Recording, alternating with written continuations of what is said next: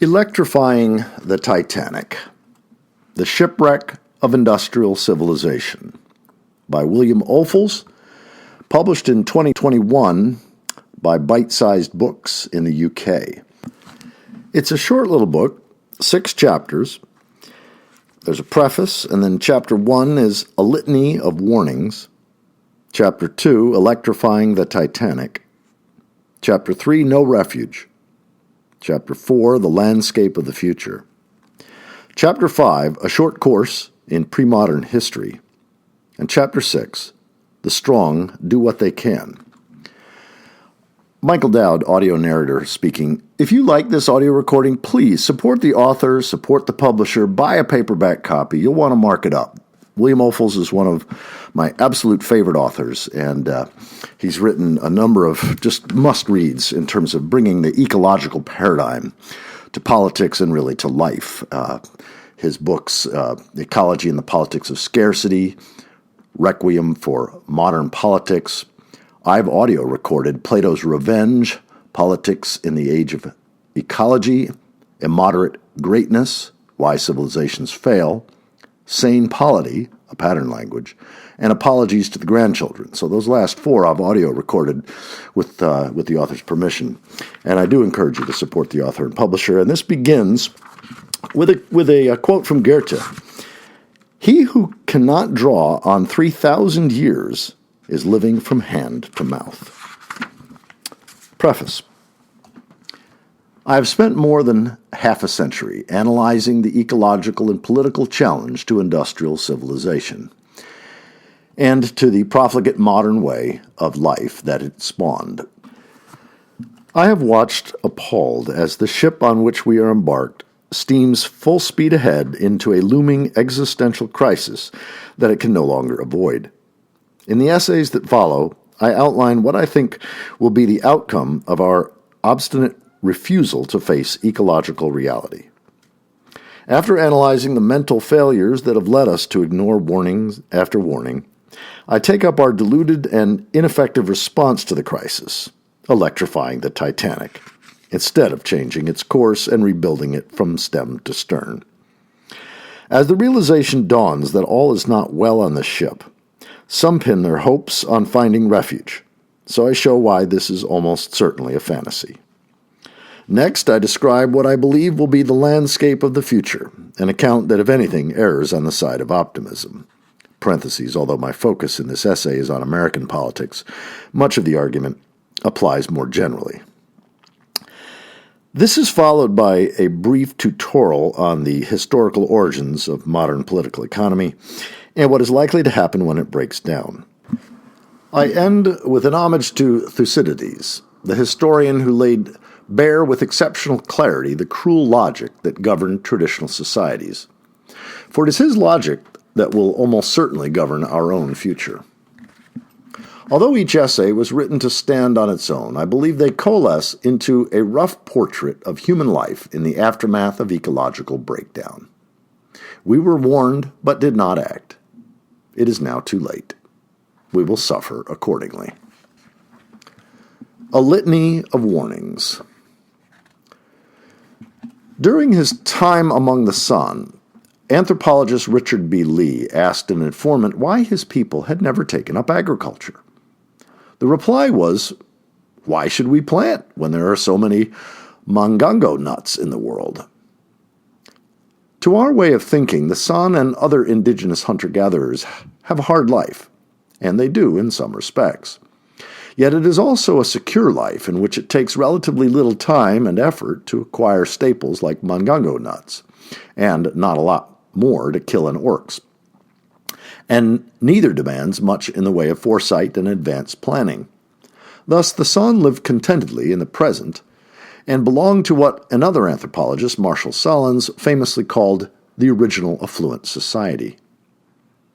Unfortunately, we now live in a complex civilization demanding constant foresight and careful planning.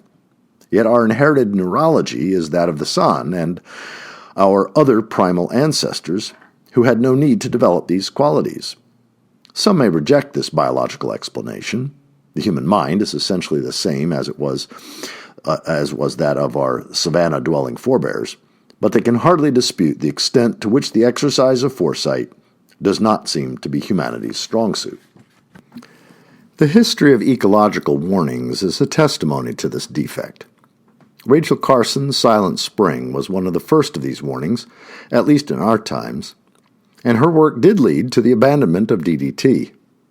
But it did not stop the invention, production, and widespread use of other organic chemicals, herbicides, fungicides, and biocides of all sorts. To the contrary, farmers everywhere continue to pour these poisons on their crops. So the environment and even our own bodies are quite literally intoxicated, not only with these deadly chemicals, but also with hormones, antibiotics, and other substances profoundly impacting both the natural world and human health and fertility. It would be tedious to list all the other warnings that have been delivered from time to time by individuals and groups over the past half-century. So let one stand for all. In November 2017, 15,372 scientists from 184 countries published World Scientists' Warning to Humanity, a second notice. In the bluntest possible terms, it said that human civilization was on course for catastrophe and needed a total makeover. But after a brief flurry in the headlines, it was back to business as usual. Why does this happen? Why do we dismiss trenchant, authoritative warnings? There are, of course, many reasons, with vested financial interests being especially weighty. Then there is sheer inertia, an often overlooked but powerful force in human affairs. But let us focus on the shortcomings of the human mind, specifically 3 mental defects that are especially problematic in the face of ecological warnings. Parentheses, this is not the place for a primer on human irrationality in general. In Ian Morris's book, Why the West Rules, for now, an extended survey of world history from ancient times, he contends that history is driven by people who are lazy, greedy, and fearful. They therefore desire ease, profit, and safety. It follows that when confronted by anything hard, costly, and dangerous, their every instinct is to deny, evade, and postpone. So people wait until catastrophe is on their doorstep before acting and change their ways as a last resort, only after having exhausted every other possibility. Next is the extreme stickiness of the human mind. Once an idea is firmly lodged in the psyche, it can be almost impossible to dislodge, no matter how irrational or counterproductive it may be. Mental inflexibility is not a problem confined to the less educated. Rather, as Barbara Tuchman in The March of Folly says, wooden-headedness, i.e., obstinately persisting in our delusions, is a recurring phenomenon and a powerful force in human history. Even scientists, those supposed paragons of rationality, are not exempt.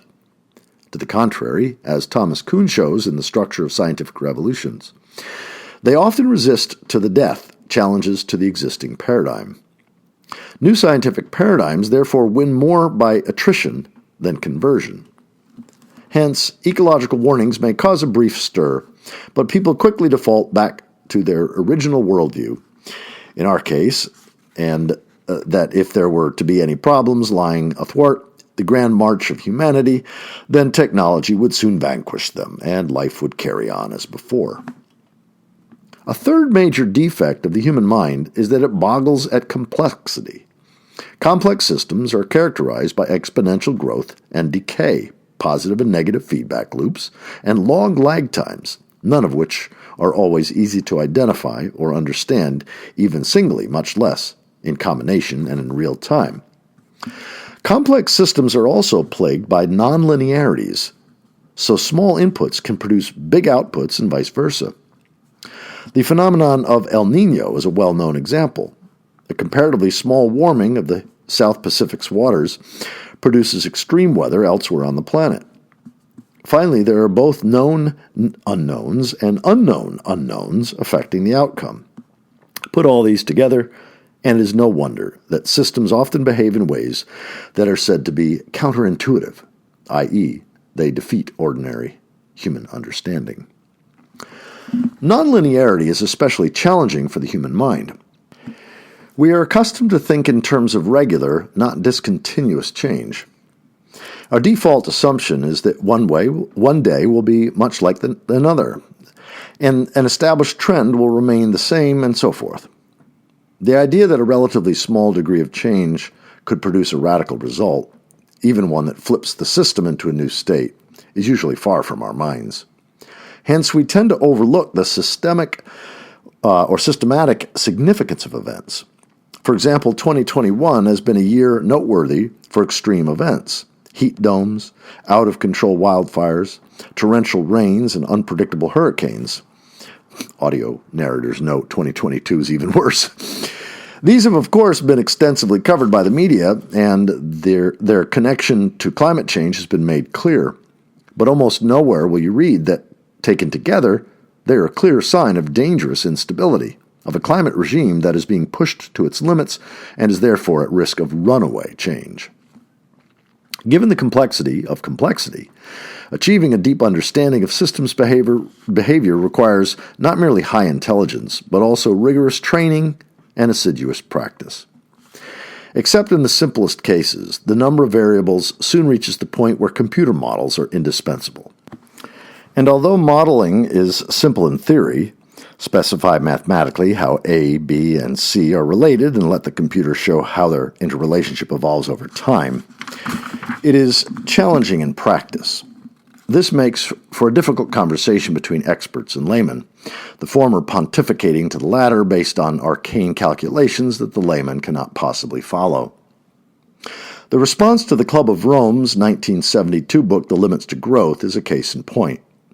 It illustrates how complexity in general, and computer modeling in particular, face an uphill battle for public understanding and acceptance.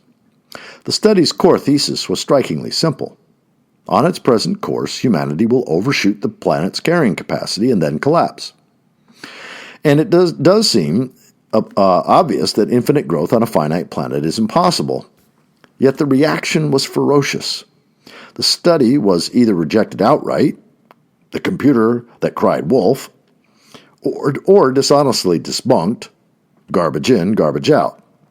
Although millions of copies were sold worldwide, the wave of concern the study inspired quickly subsided. And it is unlikely that many readers actually worked their way through the very clear explanation of the model, appreciated how rigorously it had been constructed, or truly understood the implacability of its conclusions. In fact, both the original critics of the work and those who followed later rarely engaged with the model itself, but only reiterated their firm belief. Human ingenuity is unlimited, ergo, growth is unlimited. The hostile reception was also to be expected. After all, the classic response to bad news is to shoot the messenger.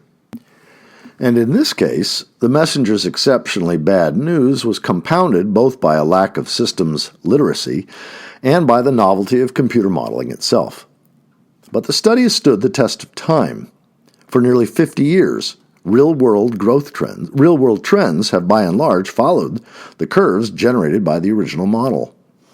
This would seem to support its chosen parameters and its logic, and to uphold its prognosis. Industrial civilization is an overshoot, and is therefore bound for collapse in the foreseeable future. One has to wonder if civilization is not a problem too hard for the limited human nervous system, which evolved to solve a very different set of problems. The rise and fall of numerous previous civilizations would seem to demonstrate that we humans have repeatedly overtaxed our capacity to handle complexity through lack of foresight, through allowing emotion to eclipse reason, and through sheer wooden-headedness. Perhaps we will be the exception to this historical rule, but now that the atmospheric fallout from burning the devil's excrement is inexorably destroying our delusions of ecological grandeur, it seems more likely that we will return to the historical norm that existed before we began to exploit fossil fuels. Chapter 2. Electrifying the Titanic. The Titanic may be a tired metaphor for a civilization bound for shipwreck, but it remains apt nonetheless. Like that supposedly unsinkable ship, we're imprudently maintaining course and speed in the teeth of warnings that grave perils lie ahead. We seem to think that replacing the ship's boilers with batteries will banish the perils and keep us on track for a life of ever-increasing wealth and power. Such an effort is doomed to fail. True, in the long run, we can arrive at a state in which we no longer need to generate electricity using fossil fuels. But such a comprehensive retooling of an industrial civilization saddled with a massive legacy infrastructure predicated from top to bottom on fossil fuels would take time, money, resources, and above all, energy itself. And although time may be the resource in least supply at this point, energy is the crux, because science tells us that we have a limited budget of fossil fuels that must not exceed lest we precipitate climate catastrophe. And then he has parentheses, as of today, we've used up about roughly 85% of that budget, so not much remains. But we cannot bootstrap an electrified Titanic. It will take vast amounts of fossil fuel energy to convert our civilization to run on electricity. This is in addition to what we will need to keep the lights on in the interim as we replace atoms with electrons. Nor are the other resources required to accomplish this heroic feat lying ready at hand. To supply them would take time, money, and yet more energy. It will also foist further externalities on the world already drowning in them. And where will economies already laden with debt find the financial wherewithal to retool their entire energy bases? Finally, an economy is not like a ship that can be put in a dock to be refitted at leisure while the passengers and crew sojourn elsewhere. The job must be done in real time and on a crash basis while the ship remains fully occupied and operational. That so much of our effort to mitigate climate disruption is focused on replacing fossil-fueled automobiles with ones that run on batteries indicates the depth of our delusion.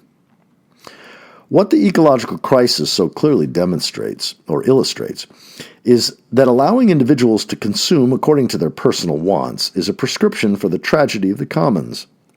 Billions of electric cars may be quieter and better in many ways, but they will still be a pollution nightmare, a vast sink of resources, and a menace to public health and tranquility. But having constructed our built environment in the service of the automobile and erected an economy heavily dependent on the manufacturing and servicing of the automobile, there is no easy way to quit our addiction even if we wanted to. And, of course, we don't want to. Thus, instead of remaking our civilization in accordance with ecological principles, we are retooling the single most socially and ecologically destructive device human ingenuity has ever created, thereby missing a grand opportunity to end the cycle of perpetual extraction, exploitation, consumption, and pollution that has brought us to our present pass. Wow, that paragraph was great. I'm going to read it again. Thus, instead of remaking our civilization in accordance with ecological principles, we are retooling the single most socially and ecologically destructive device human ingenuity has ever created, thereby missing a grand opportunity to end the cycle of perpetual extraction, exploitation, consumption, and pollution that has brought us to our present pass. To see more clearly why business as usual with electric mousetraps cannot be the way forward, let us put the ecological crisis in a larger context, the crisis of civilization itself. As Joseph Tainter argues in his book The Collapse of Complex Societies, the civilizational process proceeds by piling complexity upon complexity, solving the problems created as civilization advances by adding ever more complex solutions to the mix. For a while, the result is progress, quote unquote, i.e., significant net benefit. The new bridge or the new institution or the new technique makes life better, easier, safer, or less expensive. But as complexity increases, the fixes become more and more complicated and costly, and the gains from the fixes more and more elusive. So diminishing returns sets in, until eventually there's no net gain, only added cost. The old and now dangerous bridge has to be replaced at great expense, generating profits for a few, but no additional benefit for society. Meanwhile, once worthy institutions become increasingly corrupt and sclerotic, as when universities begin to employ more administrators than professors, Or the technologies that enable global business also amplify international terrorism and crime. In the end, the costs of complexity escalate until a civilization can no longer afford its own existence. The electric automobile is a perfect example of this dynamic. The use of fossil fuels in the service of mobility has created a problem that we must solve. It will require time, money, and resources in short supply. Yet even if we are 100% successful in making the transition, our ability to get from point A to point B will remain practically the same. In short, great effort and expense, no real gain. To put the challenge in another way, at earlier stages, the problems thrown up by complexity are discrete and relatively easy to solve on their own terms.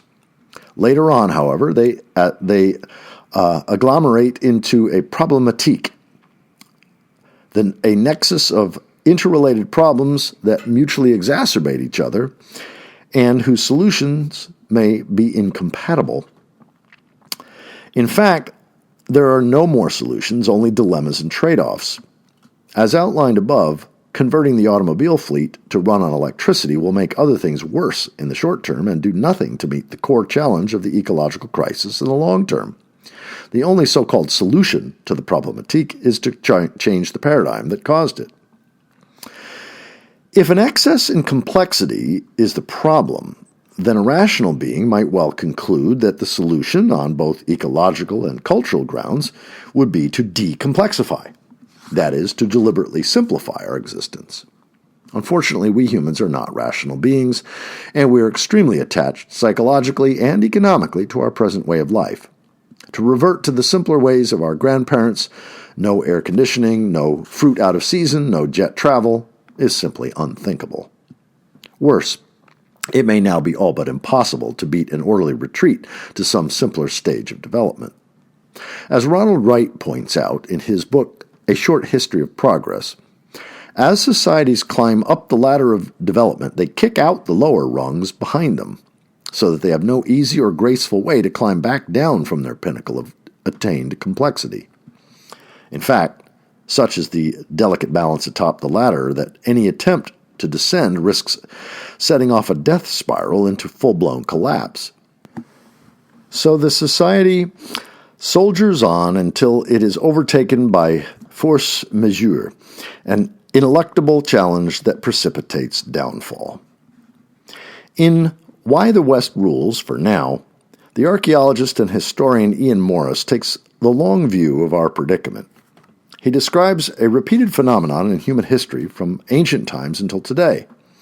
The increase of population, consumption, and complexity generates paradoxes of development that eventually cause rising civilizations to bump up against a developmental hard ceiling. At this point, they must either break through to a new level of integration and achievement or decline and fall to a significantly lower level of development. According to Morris, our case is extreme. We will either achieve singularity, an unprecedented mastery of natural forces and the historical process, along with a quasi-miraculous transformation of human culture, if not human nature, or we will suffer a sudden and dramatic descent into nightfall, the darkest of dark ages.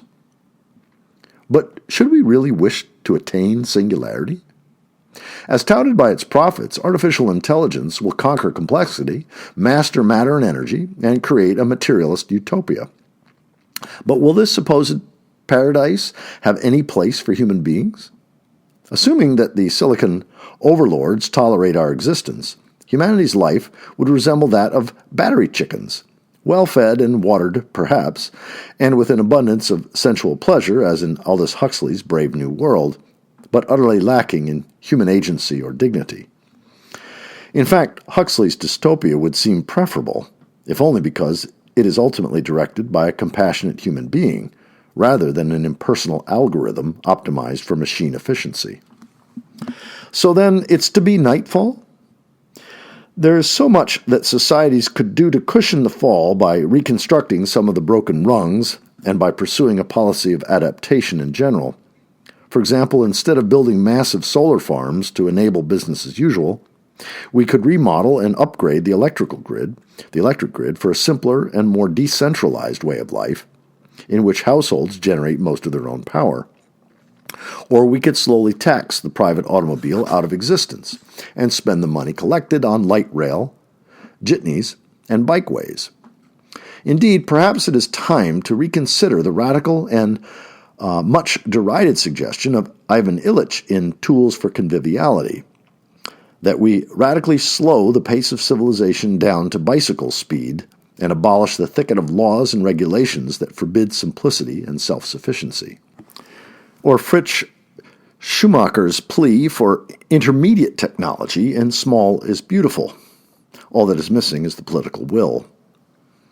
On a personal level, if society is going to fail us, as seems likely, individuals would do well to prepare for their own lifeboat against the eventuality of shipwreck.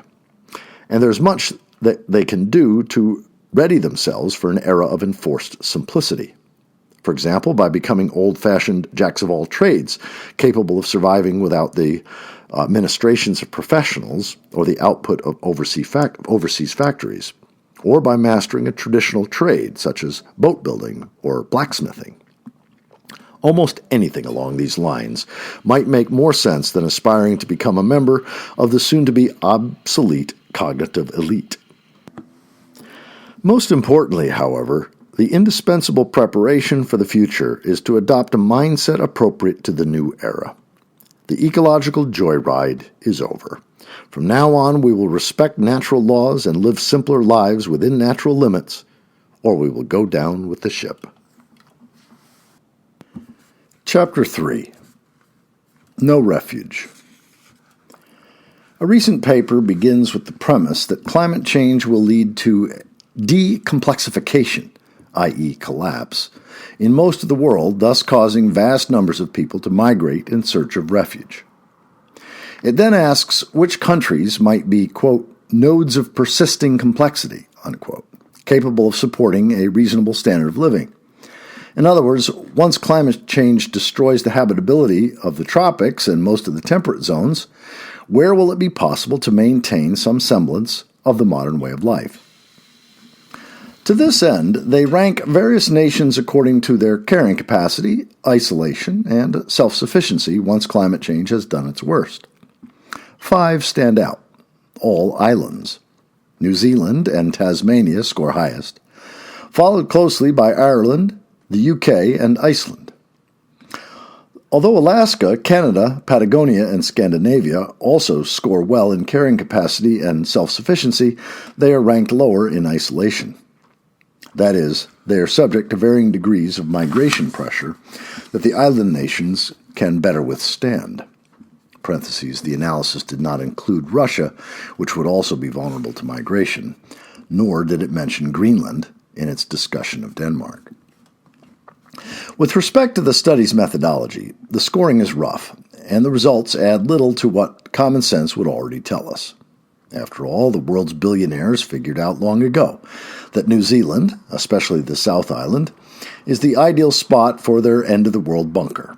Distant, good agricultural base, sufficient technological capacity, and a stable culture. Another methodological issue is that there are many knowns and unknown unknowns.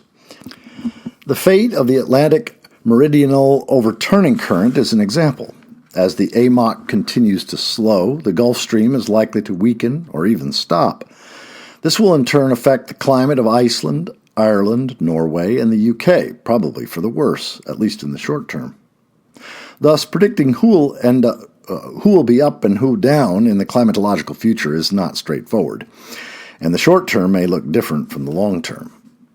A factor not mentioned in the paper's assessment of agricultural potential is that although the high Arctic lands of Alaska, Canada, Greenland, Scandinavia, and Russia could eventually become arable as the global temperature rises, converting taiga and tundra to wheat fields will not happen overnight or without effort. And in the interim, those nations will be dealing with the messy aftermath of melting permafrost and devastated ecosystems. However, the real flaw in the analysis is that it tacitly assumes the continuation of the industrial way of life, presumably including the practice of industrial agriculture. In other words, most of the world may perish, but it will be business as usual in a few favored locations.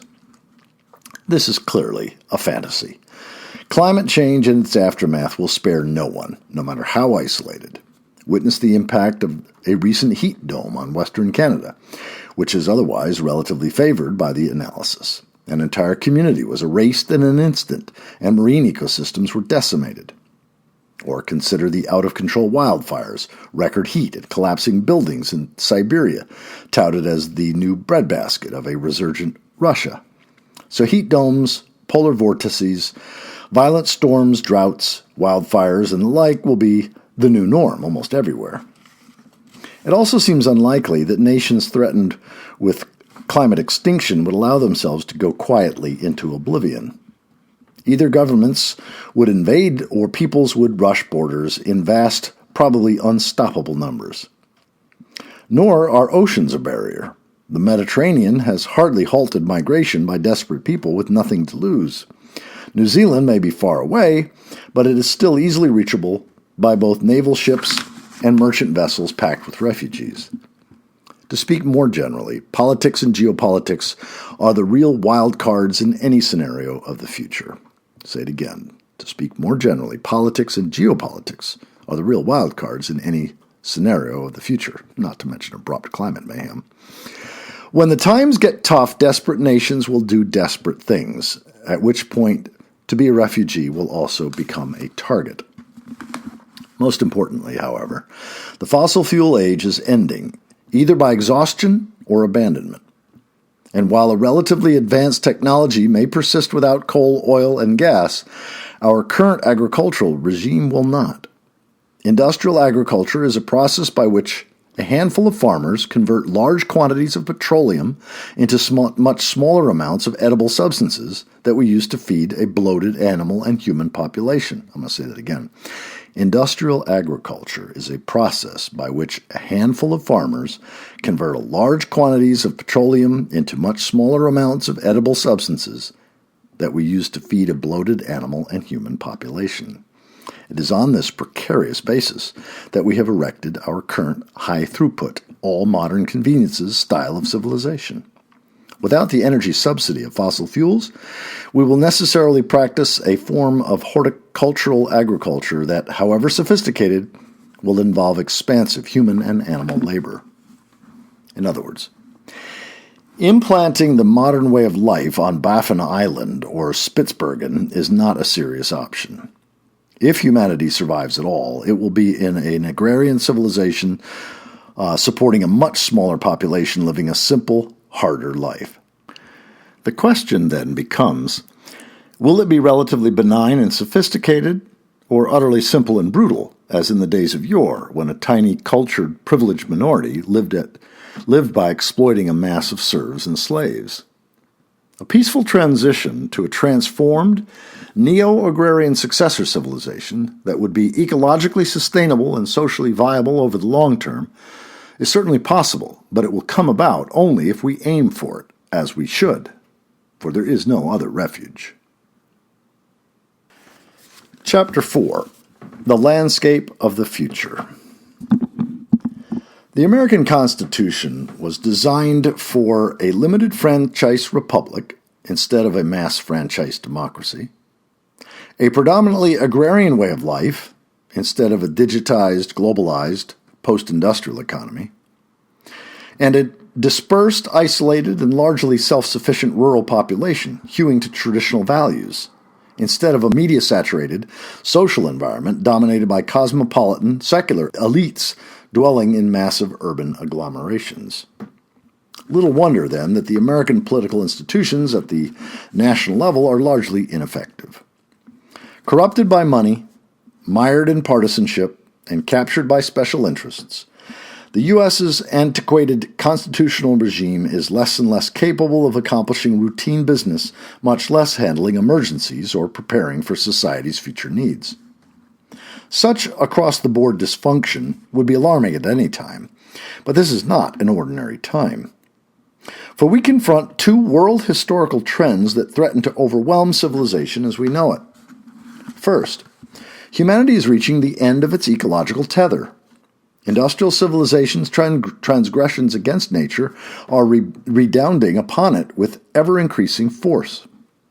The global warming and consequent climate change caused by fossil fuel consumption is by itself an existential threat that has the potential to cause a sixth mass extinction, a devastation in which virtually all higher forms of life would disappear, humanity not excluded. Avoiding this fate may still be possible, but it will require a heroic effort beginning now. Every year of delay magnifies the problem, making a cascade of catastrophe more likely. And no matter what we do now, we will continue to experience the consequences of our ecological sins. Pollution in myriad forms, topsoil loss, glacial melting, extended droughts, flooding, megafires, violent storms, endocrine disruptions, epidemics, and so forth. The ability of current political institutions to meet this level of challenge is effectively nil. Second, industrial civilization is also reaching the end of its tether across the board. In common with every past civilization, it confronts not just ecological limits, but also physical limits, such as the problems thrown up by sheer size and complexity. It has also accumulated thermodynamic debts in the form of depletion, degradation, decay, and disorder. That is, all the external costs, quote-unquote, of mass production and consumption. The burden of servicing this debt continually increases, along with the cost of maintaining existing infrastructure. In effect, despite technological advances, industrial civilization's return on investment gradually diminishes. Thus, it must run faster and faster to just stay in the same place. Morale and morals decline in step with the growing inability to cope, and the civilization collapses, at first gradually, but then suddenly. What can we expect as the crisis deepens? Probably the outcome foreseen by Oswald Spengler. Although cyclical theories of history, and Spengler's in particular, are disdained by professional historians, they have a long provenance going back to Plato, who observed that there seemed to be a lawful succession of political regimes, with each creating the preconditions for its successor. Thus, for example, the disorderliness of democracy tends to produce a turmoil that opens the way for tyranny. Such theories make intuitive sense. According to Spengler, a civilization is like an organism that is born in spring, flourishes in summer, declines in autumn, and dies in winter. And his description of a civilization transitioning from autumn into winter seems remarkably prescient.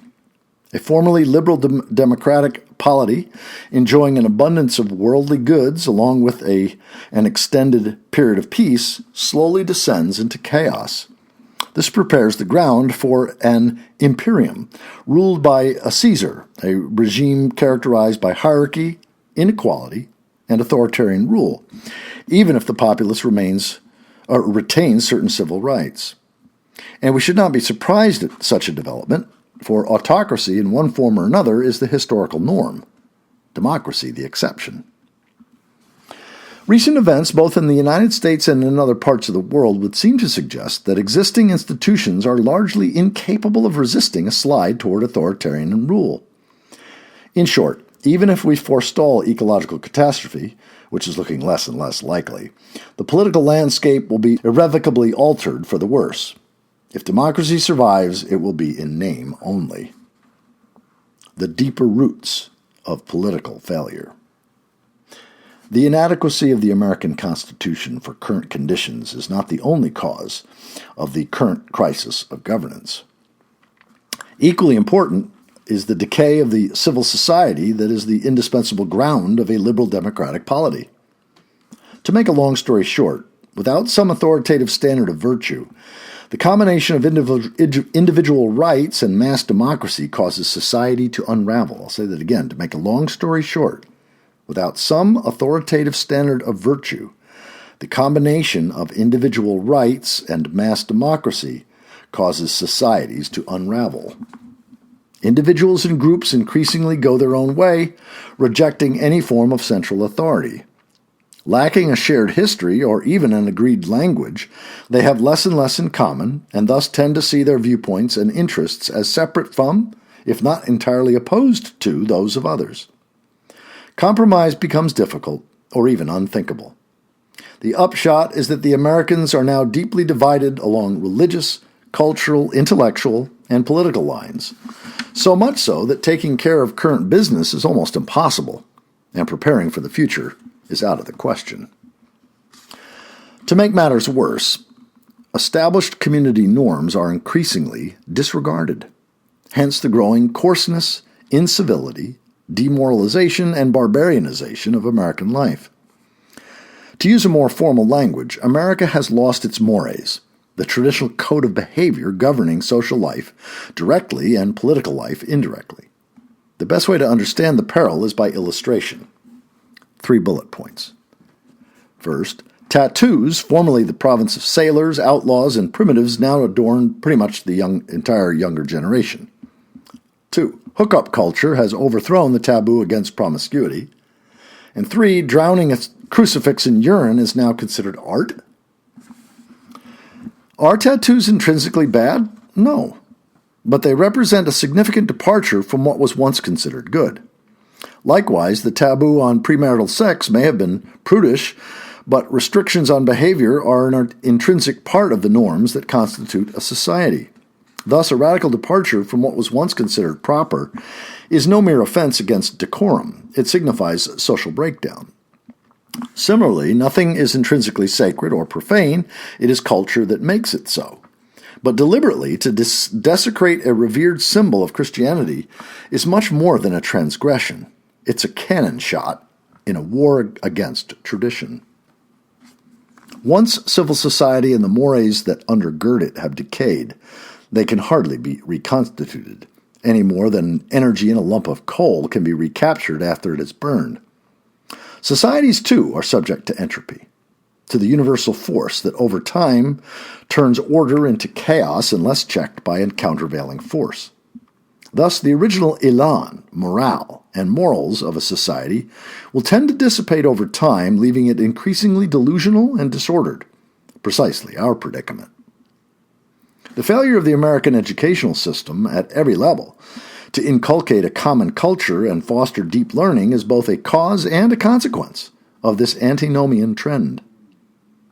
At too many colleges and universities, the deconstruction of all forms of value or authority has become the predominant mode of discourse, a perspective that has slowly filtered down to even the elementary school level.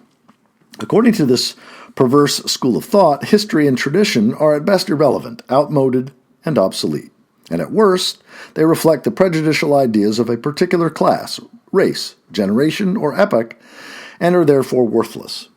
But a society unhinged from tradition, a society in which anything goes, must soon realize the prophecy of William Butler Yeats. Things fall apart, the center cannot hold. Mere anarchy is loosed upon the world. The best lack all conviction, while the worst are full of passionate intensity. Unfortunately, mere anarchy and passionate intensity are precisely what prepare the ground for Spengler's imperium. Turning now to ecology, it is not just an existential threat in its own right. It also contradicts the founding principle of modern political economy. When politics was secularized by Thomas Hobbes and his philosophical heirs, including the framers of the American Constitution, Western civilization switched its focus from spiritual reward in the afterlife to material happiness in this one, to what Hobbes called commodious living and Adam Smith called opulence. In other words, becoming wealthy through economic development. And long era of ecological abundance did enable progress and prosperity, at least defined in material terms. That era is effectively over, and a new one of ecological scarcity has begun. But once scarcity replaces abundance, modern governance loses its raison d'etre. A flood tide of economic growth lifting all boats gives way to an ebb tide marooning the majority, causing each new generation to be worse off.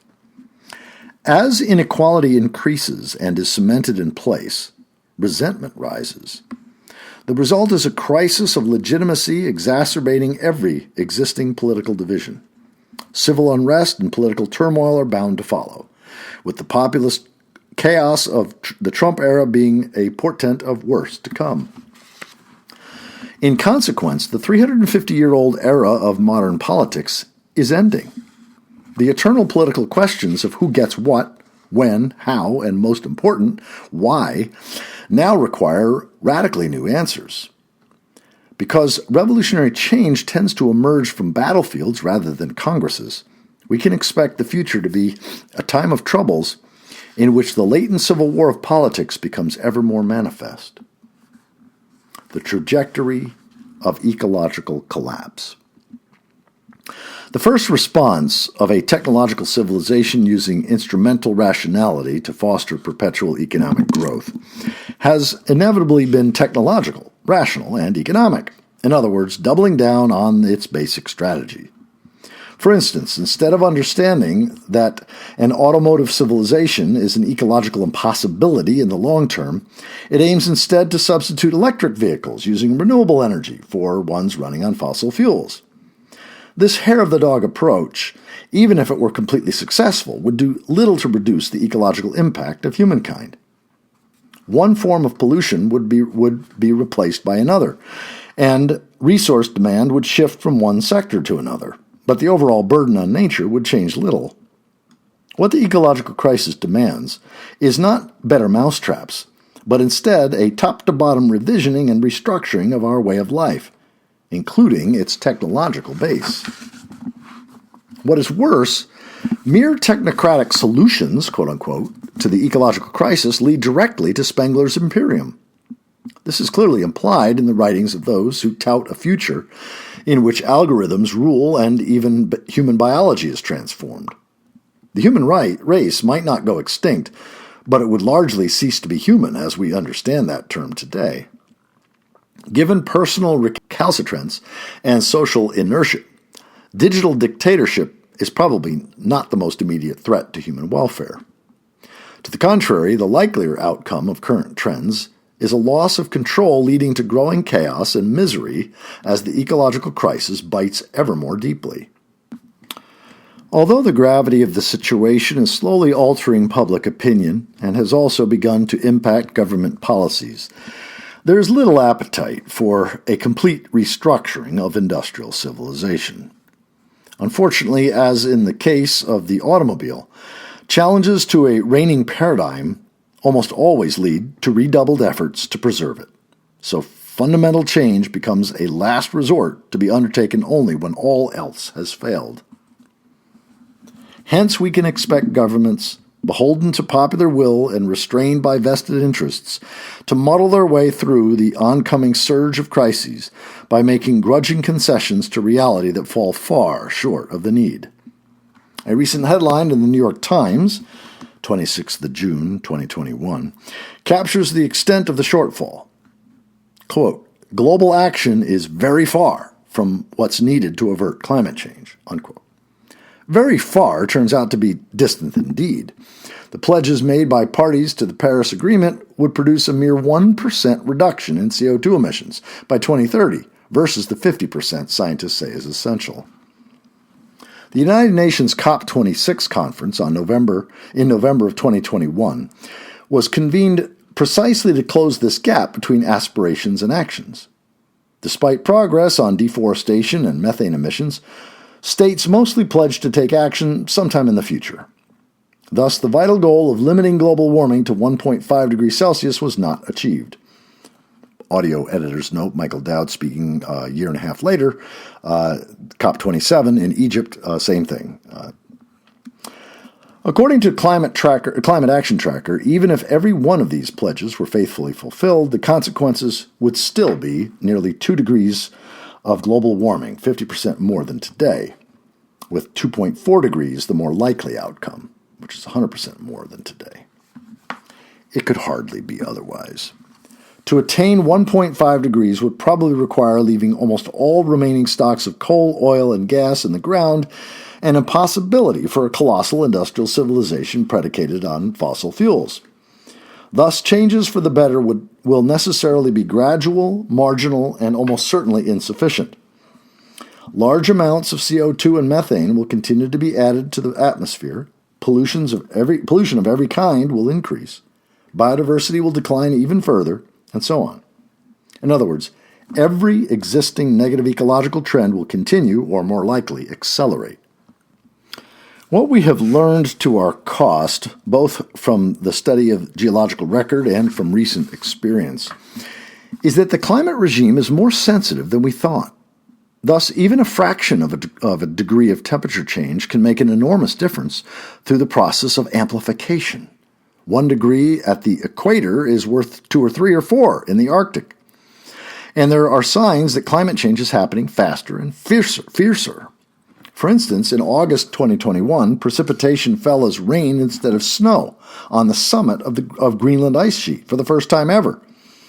A clear signal of positive self-reinforcing feedback in operation. So it seems almost inevitable that some climate tipping points will be breached, setting in motion inexorable long-term trends that threaten posterity either immediately or in the long term. Hence, famines, mass migrations, resource wars, and other calamities may soon become the norm. Because the unaided human mind is ill-adapted to deal with exponential growth, self-reinforcing feedback loops, and long lag times, we must employ models to comprehend our climate's complex dynamics. Unfortunately, for a multitude of reasons, the models lag reality. They also tend to underestimate the rate of real-world change, and therefore the degree of risk associated with it, as well as the urgency of dealing with the climate emergency sooner rather than later. In consequence, both the public and the policymakers believe that we have more time to deal with the main threat than we actually have. Our response to the climate crisis is therefore fated to be a day late and a dollar short. To illustrate our predicament, when atmospheric CO2 was at current levels 3.2 million years ago, the sea level was 80 feet higher than today. And if atmospheric CO2 were to grow by 25% over the next decade or so, which now seems unavoidable, that would imply a sea level rise approaching 150 feet in the long term. And even more drastic changes in climate and habitability cannot be excluded because the rate of CO2 increase today is unprecedented in geological history. And our models cannot predict exactly when we might breach critical thresholds and set off a tipping cascade leading to an uninhabitable Earth. Thus, although the worst-case scenarios may not happen soon, they are more likely to play out over decades and centuries. The possibility of more radical change in the short term cannot be excluded. At best, humanity is faced with an across-the-board challenge of adaptation to the growing impact of the ecological crisis. Above all, the consequences of climate disruption on every sphere of life. At worst, it could confront serial catastrophes leading to a collapse of complex civilizations or even extinction in the not-too-distant future. The geopolitical prospect. To have any reasonable chance of overcoming the ecological challenge will require an unprecedented degree of international cooperation. Unfortunately, as the European response to its recent migration emergency and international reaction to the COVID-19 pandemic both reveal, when push comes to shove, sovereign, quote-unquote, national governments are likely to go their own way, at least at first. As ecological and climatic trends favor or disfavor nations, international tensions will run high and diplomats will struggle to keep the peace. In the long run, climate change will fundamentally alter the geopolitical map. As the South becomes increasingly uninhabitable, and even countries in the northern temperate zone struggle, Scandinavia, Russia, Alaska, and Canada may benefit overall from a warming climate and become the new great powers, largely displacing China, the European Union, and a radically diminished United States. It may be that these geopolitical changes will take place gradually and peacefully, but history does not offer grounds for optimism. Major changes to international order have usually been marked by turbulence, if not war. For example, it seems possible or even likely that an increasingly desperate China would try to wrest control of Siberia from Russia. To reiterate a point made above, the future will be a time of troubles across the board. Not only is history not over, it is just getting started. A triple tragedy. The essence of tragedy is that there is a truer understanding or a better course of action, but the protagonist does not or cannot see it until too late to forestall destruction. I'll say it again. The essence of tragedy is that there is a truer understanding or a better course of action, but the protagonist cannot see it until too late to forestall destruction.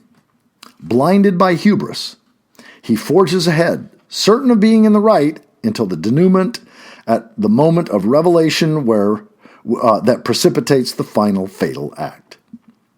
This is where we now stand.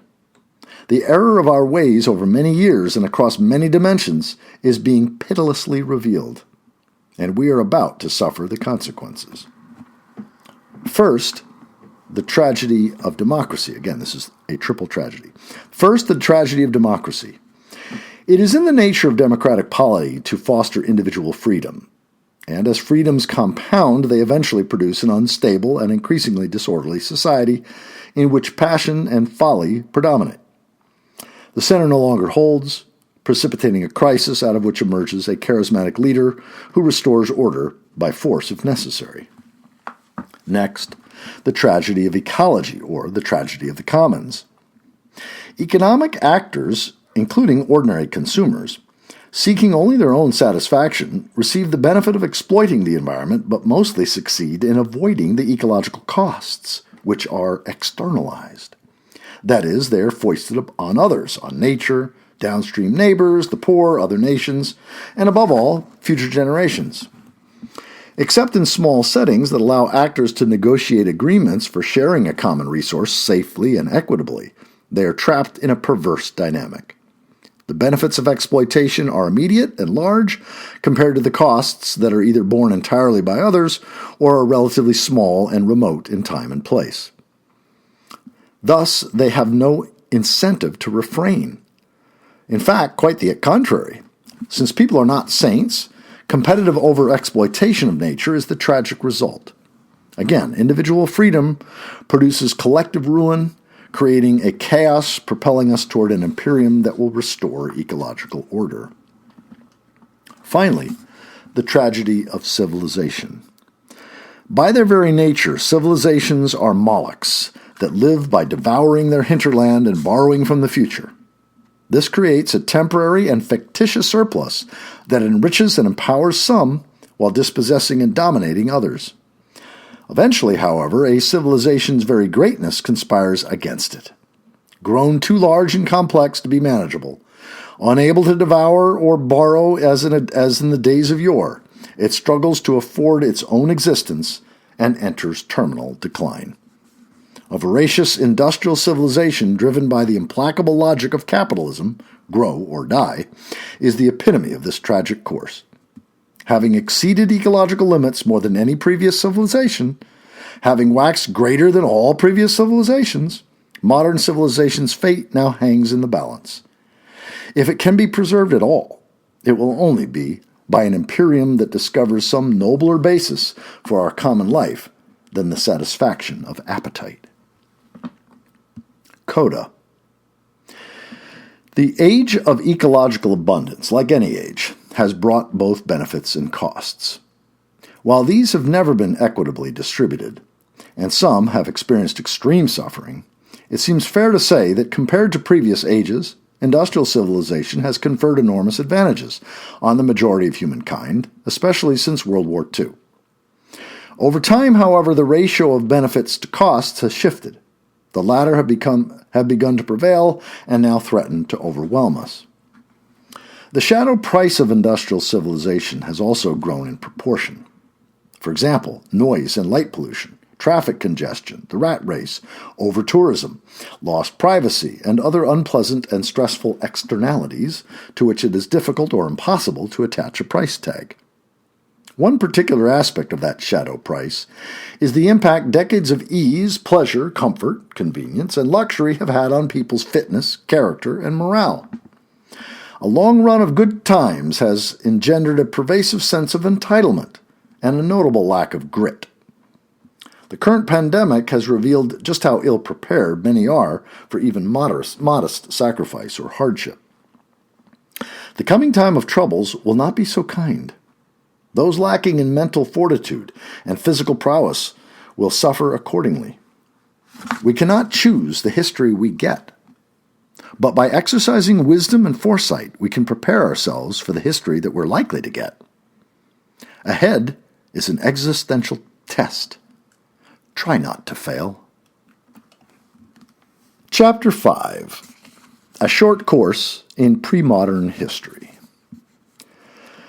To understand where industrial civilization might be going, it may be helpful to review where it came from. For it arose from a unique sequence of events that cannot be repeated or sustained, and that are now beginning to go retrograde. European economic development began not with dark, satanic mills, but rather with conquistadors, with the decisive help of microbes, to which the natives had no immunity.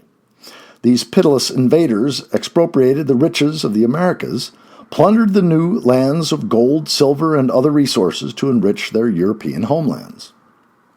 Before the so-called discovery of the New World, Europe, like the pre-modern world in general, existed at the ecological margin, in other words, in a condition of general scarcity.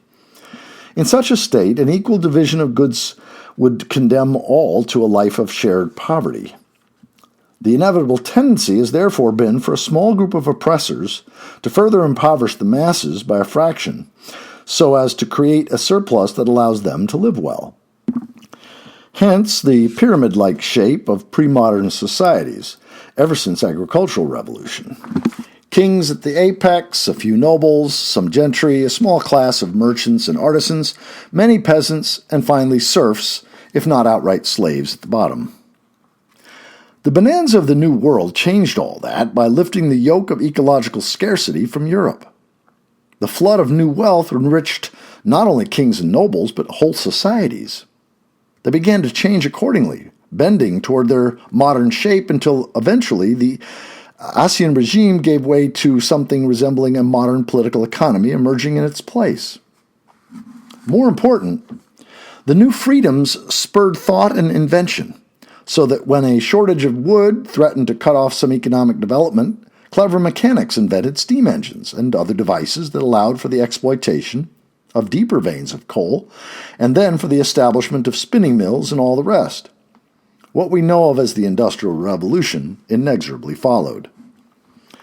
The result was hardly a paradise, but to make a long story short, the addition of oil and gas to the energy mix allowed for continued development leading to our current state, where billions now enjoy privileges and luxuries denied to ancient kings.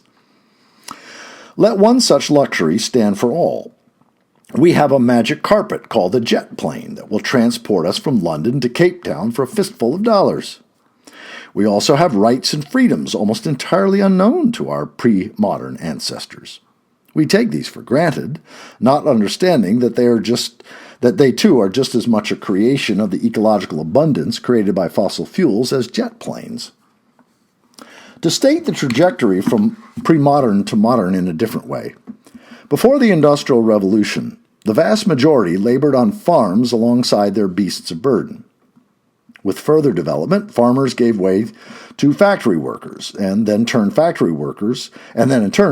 workers gave way to service workers. Thus, modern economies have inverted the pre-modern pyramid. Instead of an army of peasants toiling in the soil to support the cream at the top, a handful of factory farmers support enormous populations in giant urban agglomerations. But fossil-fueled abundance is going away, in part because we have cherry-picked the best and most and must now content ourselves with resources that are lower in quality and harder to extract and process. This makes them more expensive in terms of energy itself, so we have to run faster to stay in the same place. More important, however, the ecological price of depending on fossil fuels has become unbearable. If we were to continue burning through all of the remaining supplies, the global temperature would escalate to an extreme and drive a mass extinction event that humanity could not possibly survive. The solution usually proposed is electrification, based primarily on the exploitation of solar energy in various forms. Leaving aside all of the technical and ecological problems of converting our current socio-political order to intermittent, low-density sources of energy, the conversion process itself will demand large amounts of fossil fuel energy, as discussed in Chapter 2. Moreover, even if we are entirely successful in making the conversion, major social, economic, and political changes are inevitable. In fact, it will be a revolution in our way of life. Let us focus on just one aspect of that revolution, the end of industrial agriculture. As pointed out in Chapter 3, without fossil fuels, millions of city dwellers will have to return to the land as workers in a neo-agrarian civilization, thereby turning the social pyramid once again into something resembling its shape in pre-industrial times. We have mostly forgotten what life was like in those days, but it was in essence a society based on exploitation. Those at the bottom created wealth that was, by various legal and extra-legal means, funneled up to the top.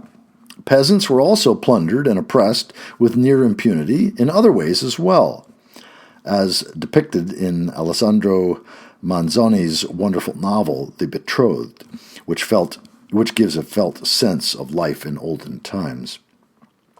Whether humanity can find its way to a more benign form of agrarian agriculture is therefore the major question that coming generations will have to resolve, unless, of course, Michael Dowd's right and we all boil like lobsters or starve before then.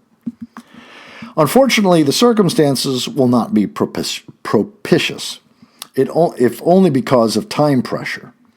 Given the urgency of disentangling ourselves from fossil fuels, a change that took centuries will have to unfold in decades, and it's hard to imagine that this could occur smoothly or peacefully. At some point, it seems bound to spill over into social and political revolution, and revolutions notoriously devour not only their own children, but also a lot of innocent bystanders as well. In essence, societies tend to go mad when an established order is toppled. Citizens, by Simon Schama, S-C-H-A-M-A, is a glorious chronicle of the turmoil, cruelty, suffering, and sheer randomness following an overthrow of the Ancien regime in France. For 2 years, who was leading the revolution and who was in a tumbril on their way to the guillotine could change overnight. However, there is no finer account of what a time of troubles looks like than Thucydides' description of the civil war in Corcyra in his History of the Peloponnesian War. Honor, truth, and compassion, and most other human virtues vanish. Greed, lust, cruelty, and every other evil on which human beings are capable flourish. It is too lengthy to quote in full, but the following excerpt gives the flavor. Quote, "Frantic violence becomes the attribute of manliness. Revenge also was held of more account than self-preservation. Oaths of reconciliation, being only proffered on either side to meet an immediate difficulty, only held good so long as no other weapon was at hand. But when opportunities offered, he who first ventured to seize it and to take his enemy off his guard thought this perfidious vengeance sweeter than an open one, since, considerations of safety apart, success by treachery won him the palm of superior intelligence." Unquote. Who survives in such conditions? Julius Caesar's heir, Octavian, was ruthless, treacherous, sadistic, and cowardly, but he was also cunning, clever, and a master manipulator. So he defeated seemingly stronger and worthier generals in a brutal civil wars that followed the collapse of the Roman Republic. After founding the Roman Empire, he took the name Caesar Augustus, reigned for many years, and earned a reputation as one of history's greatest leaders. There's no better guide to a time of troubles than Niccolò Machiavelli. He lived at such a time himself, practiced diplomacy and politics during that era, and was also a dedicated student of Roman history. Machiavelli's philosophy is too often misconstrued as encouraging evil per se, but in reality he taught the necessity of doing evil to accomplish good in the political realm. Thus, in many ways, Augustus could have been said to be an exemplary Machiavellian prince, one who was able to make himself both feared and loved while establishing a new order on the ruins of the Republic. Machiavelli's counsel is not only for princes. Individuals and societies must also contend with what he calls fortuna, namely all of the difficult and untoward circumstances that we encounter in life, circumstances that will be enormously multiplied and magnified during the coming time of troubles. What Machiavelli prescribes is the quality that he called virtue. This he described metaphorically as combining the cunning of a fox with the ferocity of a lion. In more prosaic terms, virtue is the strength of mind and heart that permits individuals and societies to meet fortuna head-on and bend it to their advantage using whatever means are available to that end. It will not be easy to establish a new order on the ruins of the fossil fuel era, but it is a task that we can no longer postpone. Not when children all over the world are beginning to call adults into account for having failed them. And we have the technical means to create new and better way of life.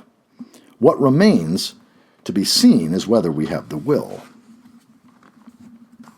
Chapter 6, the final chapter of the book, The Strong Do What They Can. Quote, "The strong do what they can, the weak suffer what they must," unquote. These ominous words from Malayan dialogue in Thucydides' History of the Peloponnesian War foreshadow the bleak future of an industrial civilization verging on collapse. An emerging instance of the Malayan dynamic is in operation in China's defiance of international law and custom by claiming almost the entire South China Sea as territorial waters, forbidding even innocent passage by foreign navies. Both the surrounding nations and the maritime powers have vigorously protested this assault on sovereignty and freedom of the seas, but to absolutely no effect. China's occupation is a fait accompli, despite an occasional symbolic sortie by foreign navies. China has taken this brazen step despite being a signatory to the UNCLOS, the United Nations Convention on the Law of the Sea, the treaty that guarantees both the freedom of the seas and the territorial rights of Vietnam, the Philippines, and other nations whose water and rights have been expropriated. With this unilateral action and its words justifying the seizure, China has made it plain that it will not be bound by international law, only the limits of its power. Parentheses, the tragic irony is that although the United States is one of the loudest in condemning China for this violation of international law, it has never itself ratified UNCLOS. China's recent takeover of Hong Kong, which was guaranteed self-rule for another 26 years, is more evidence that Beijing does not respect rules and agreements. And although it claims to want only peaceful reunification with Taiwan, its actions suggest otherwise. Moreover, China's aggressive wolf warrior foreign policy in general is utterly immoral. It seems to have little regard for human rights or public opinion internationally, as it does domestically. And it clearly envisions a value-free world order in which the only thing that matters is its ability to do business. Thus, while it skillfully maneuvers within the network of established international institutions, China only pretends to go along with the world order established after World War II. Its every action in recent years has been calculated to return it to the preeminent position it once enjoyed, one in which it is not merely a great power, but rather the Middle Kingdom, to which all lesser powers must pay respect, if not obeisance. Thus, the rise of China is one major reason why a rules-based international order is breaking down. A second reason is that another major power, Russia, also inveighs against an American-led world order and has followed words with deeds by engulfing Crimea and fomenting a war in the Donbass region of the Ukraine, to which it adds active measures against many other countries near and far. However, perhaps the most important reason for the decline of a rules-based international order is that it has lost its de facto sovereign, the United States of America. Despite a mostly booming economy during the last 50 years, American society has been in steep moral and social decline during that same period. The impact on politics has been devastating. The reasons are many, but to reduce the problem to its essence, Alexis de Tocqueville's association-based democracy lies in tatters. Just as he feared, As individuals have become more and more isolated and solitary, the larger political community is fractured. Hence, a deeply divided and increasingly impotent nation verges on ungovernability.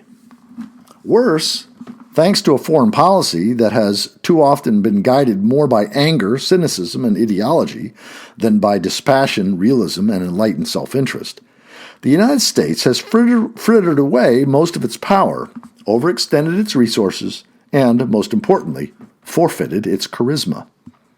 Parentheses, the manner in which the U.S. lost its superpower status through hubris, miscalculation, and blunder will entertain diplomatic historians for centuries to come, again, unless Michael Dowd's right and we all boil like lobsters or starve long before then. As no other nation has the willingness or capacity to replace the U.S. as sovereign, the world is slowly lapsing into a state of nature. And in this state, as Thomas Hobbes famously said, life risks being solitary, poor, nasty, brutish, and short. Finally, most important, industrial civilization is about to undergo a huge stress test in which all the challenges and disasters mentioned in previous chapters will arrive in overwhelming number and force. Institutions and peoples whose collective experience was forged during one of the most benign periods in the planet's history will not know how to cope, as drought, disease, famine, fire, flood, pollution, and the like are accompanied by financial and societal breakdown, leading to institutional and political failure. However, let us focus on one particular stressor that will play a powerful and pivotal role in humankind's future: forced migration. Today, a few desperate individuals and families risk their lives crossing the Mediterranean in cockleshells or riding across Mexico to the United States border. This level of migration from war-torn and impoverished countries to more developed nations is only a trickle, yet it is already a major cause of contention in both America and Europe. But as the impact of climate change lands on top of poverty and violence, the trickle will become a flood. Whole nations will be on the move to escape conditions that are unbearable. What will be the response? Jane Raspel's novel, The Camp of the Saints, describes a dystopian future in which there is a mass invasion of the developed world by shiploads of the desperate, and the native inhabitants are overrun because they simply give up defending themselves. The book has been described as both racist and prescient, and both are true. But a better adjective would be preposterous, because when faced with an invasion of migrants, the target societies will not simply roll over and allow themselves to be overrun. They will fight. For individuals, compassion is an option in all circumstances. For societies, it's a luxury to be indulged only in certain circumstances. I'll say it again. For individuals, compassion is an option in all circumstances. For societies, it's a luxury to be indulged only in certain circumstances. Briefly put, social compassion requires a society rich enough to spare both emotional and physical resources for non-survival ends. But as previous chapters have argued, societies will be desperately scrambling for survival as they try to beat off challenges that beset them from every side. And any provision they do make for popular welfare in the form of, say, food banks for the hungry will be for citizens only, not hordes of migrants. Individuals, too, will tend to confine their compassion within a narrow circle. Australia is widely condemned today for its inhuman treatment of migrants, even ones with a strong claim to asylum. In the future, migrants will be lucky to get a ticket to an internment camp where they are fed and housed. The unlucky will get a bullet. Many will find the last paragraph abhorrent, and rightly so. Yet the current crisis of civilization, in combination with the impact of climate change, is going to cause a reversion to the historical mean. We are an ahistorical culture and have been mesmerized by the economic, social, and political progress occasioned by the Industrial Revolution. We want to believe that this progress is permanent when it is temporary, generated by exceptional ecological and economic conditions that are now going away. Last paragraph. The world to which we are slowly returning is the one so clearly described by Thucydides. A cruel world in which the strong do what they can, while the weak suffer what they must. A world in which armed and unarmed conflict is intrinsic and nearly constant. A world in which the sources of social support have mostly vanished. And a world in which one's fate, therefore, depends largely on personal prowess and Machiavellian virtue. That's the end of William Ophuls' 2021 book, Electrifying the Titanic, The Shipwreck of Industrial Civilization, published by Bite-Sized Books, Limited in the UK. And I have audio recorded with William Ophuls' permission several others of his books. If you just Google William Ophuls Soundcloud, you might need to put Grace Limits or Michael Dowd in there, but at any rate, you can easily track it down. I think I have 4, or maybe 5, at least 4 SoundCloud playlists, William Ophuls playlists.